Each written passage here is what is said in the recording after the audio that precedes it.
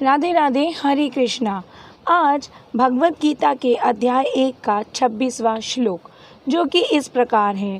तत्र पश्चाता स्थितिन पार्थ पितृनाथ पितामहान् आचार्यान् मातुलान् भ्रातॄन् पुत्रान् पौत्रान् सखियन् सह तथा शवशुरानः सदृश्य चैव सैन्ययोरुभयोरपि।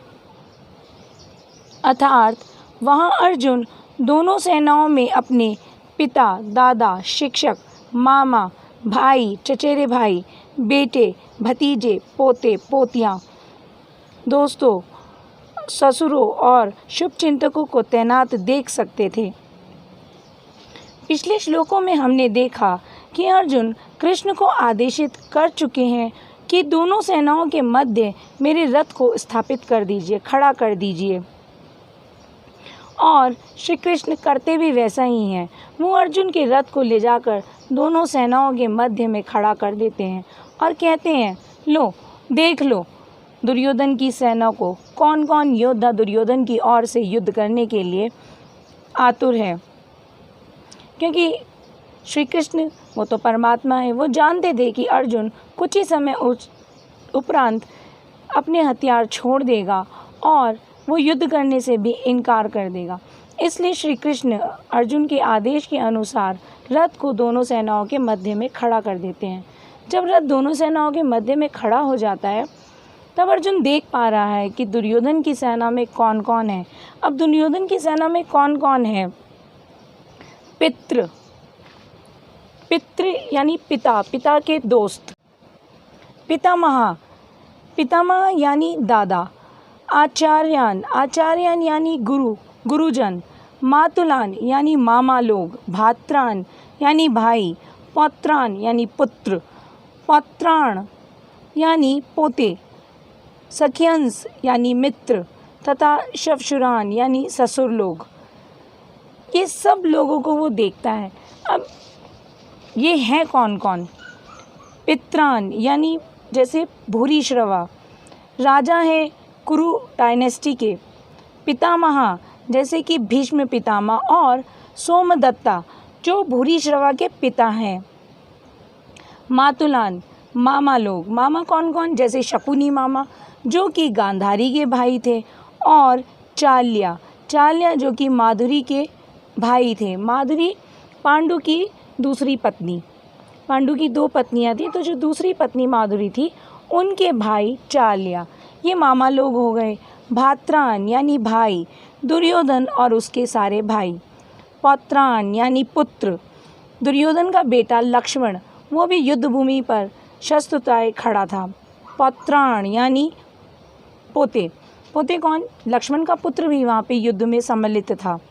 सखियंस यानी मित्र, जैसे अश्वत्थामा, जयद्रथ जो कि द्रौपदी के स्वयंवर में भी उपस्थित था। जयद्रथ एक बार द्रौपदी का हरण भी कर लेता है और भीम क्रोध में उसका मुंडन कर 5 चोटी उसके सर पर छोड़ देता है, जिसके कारण वह बहुत ज़्यादा क्रोधित हो जाता है और पांडवों की और जयद्रथ की दोस्ती खत्म हो जाती है। ये जयद्रथ दुर्योधन की इकलौती बहन दुशाला का पति भी है।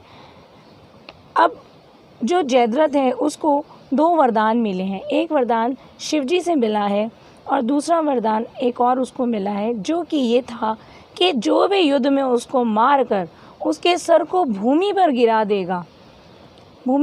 देगा, उसका खुद का सर हजारों टुकड़ों में विभाजित हो जाएगा, उसके टुकड़े टुकड़े हो जाएंगे सर के। दूसरा जो शिवजी ने वरदान दिया था वो यह था कि जयद्रथ को पांडु हरा नहीं सकते थे, उल्टा पांडु उससे परास्त हो सकते थे, केवल अर्जुन को छोड़कर। तो भगवान जब भी कोई वरदान देते हैं तो उसका कोई ना कोई एक तोड़ भी देते हैं। भगवान शिव ने वरदान तो दिया कि पांडव परास्त नहीं कर पाएंगे, परंतु अर्जुन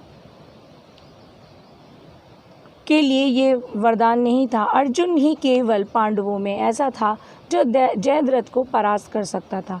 परंतु यदि अर्जुन भी मारता है और उसका सर मरने के बाद ज़मीन पे गिरता है तो अर्जुन के सर के हज़ारों टुकड़े हो जाते। इसलिए जब अभिमन्यु को चक्रव्यूह में अभिमन्यु घुसता है, अभिमन्यु को घुसने का रास्ता पता होता है परंतु निकलने का नहीं होता। तो जब अभिमन्यु चक्रव्यूह में घुस रहा होता है, तो उस समय सारे पांडव भी जल्दी जल्दी उसमें घुसने की कोशिश करते हैं, परंतु अर्जुन को जयद्रथ रोक लेता है और उसको किसी और स्थान पर युद्ध के लिए ले जाता है। जब उन दोनों में युद्ध हो रहा होता है तो अर्जुन परास्त नहीं कर सकता था जयद्रथ को, जयद्रथ परास्त हो जाता है और अर्जुन लौट रहा होता है। तब देखता है कि अभिमन्यु की तो क्रूरतापूर्वक मृत्यु हो गई होती है। तो वो ये सारा दोष जयद्रथ पे मढ़ देता है कि अभिमन्यु की मृत्यु का कारण कोई नहीं, जयद्रथ ही है। और वो जयद्रथ को मारने के लिए भागता है तो श्री कृष्ण उसको समझाते हैं कि इसके सर को तीर मार कर ऐसे स्थान पर फेंको, उसके पिता की गोद में फेंको। अर्जुन वैसा ही करते हैं, तीर लगता है, सर कट के दूर उसके पिता की गोद में जाकर गिरता, जिससे अर्जुन की प्रतिज्ञा भी पूरी हो जाती है, जयद्रथ का व्रत भी हो जाता है और अर्जुन के सर के टुकड़े टुकड़े भी नहीं होते। और इस श्लोक से जो ज्ञान हमें प्राप्त होता है वह है कि हमारे अनेकों अनेक रिश्तेदार होते हैं और यह तो पक्का ही है कि सब एक दिन साथ छोड़ ही देंगे। कोई भी पूरी ज़िंदगी का समय लेकर नहीं आता, कभी ना कभी किसी न किसी कारण से सारे रिश्तेदारों को साथ छोड़ना ही पड़ता है। तो कोई भी रिश्ता स्थायी नहीं होता। इस धरती पर जो भी जन्म लेता है सब क्षणभंगुर है, कभी ना कभी कोई ना कोई साथ छोड़ता ही रहता है। तो स्थायी कौन है फिर? स्थायी केवल और केवल श्री कृष्ण है। श्री कृष्ण के साथ जो रिश्ता है वो हमारी मृत्यु के उपरांत भी कायम रहता है। श्री कृष्ण ही एक स्थायी रिश्ता है और श्री कृष्ण के साथ ही हमें रिश्ते को निभाना चाहिए। इसी के साथ